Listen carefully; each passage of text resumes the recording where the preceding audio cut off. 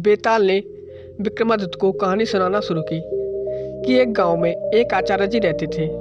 उनकी बड़ी खूबसूरत एक बेटी थी और उनके 3 शिष्य थे और तीनों उस लड़की को बहुत प्यार करते थे और तीनों बड़े योग्य थे। आचार्य जी को लगता था कि योग तो तीनों हैं, लड़की को भी लगता था कि योग तो तीनों हैं, तो शादी किससे करूं?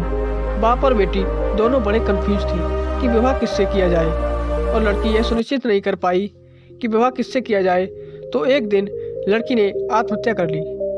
अब जब लड़की ने आत्महत्या कर लिया, तीनों बड़े निराश हुए और फिर गए उसका दाह संस्कार किया।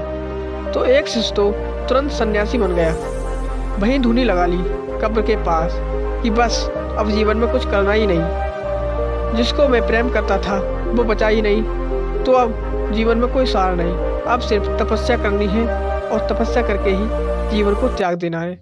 दूसरा शिष्य फकीर बन गया, घूमने लगा देश विदेश। उसे पता था कि हिंदुस्तान में कुछ संत हैं जो फिर से जीवित करने का मंत्र जानते हैं। लगा वो उन संतों को खोजने जो फिर से जीवित करने का मंत्र जानते थे।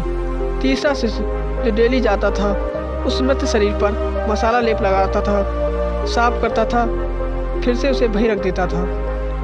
अब यह सिलसिला कुछ वर्षों तक चला, 2-4 वर्षों तक चला।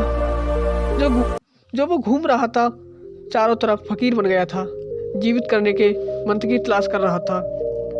उसे एक दिन कुछ महात्मा लोग मिल गए, वो उस मंत्र को जानते थे।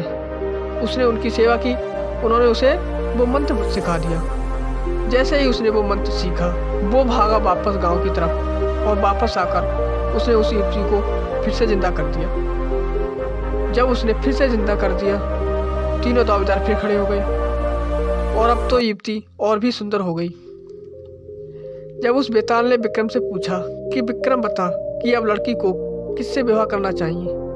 अगर तेरे मन में उत्तर आ रहे हैं और तू जवाब नहीं देगा तो तेरे सिर के टुकड़े ही टुकड़े हो जाएंगे, और अगर तूने जवाब दे दिया तो मैं तुझे छोड़कर चला जाऊंगा। बेताल ने कहा कि अगर तेरे मन में जवाब आ रहे हैं और ये नेचुरल प्रकृति है कि हमारे सामने जब भी कोई परिस्थिति होती है तो एक जवाब मन में आता है कि ये कर ले। नेचुरल प्रकृति है, जवाब आना ही है। योग व्यक्ति के मन में जवाब तो आएंगे ही। तो विक्रमादित्य ने जवाब दिया,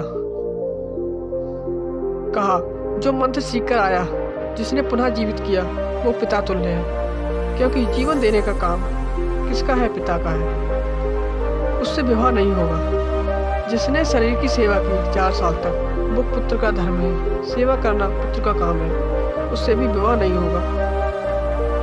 जिसने अपनी जिंदगी दांव पे लगा दी, यही प्रेम की कसौटी है, विवाह उससे होना चाहिए। इस कहानी का उद्देश्य यह है कि परम की प्राप्ति जो होगी वो मौन में होगी। इसलिए हिंदुस्तान में एक शब्द है मुनि। मुनि मतलब जो मौन हो गया हो।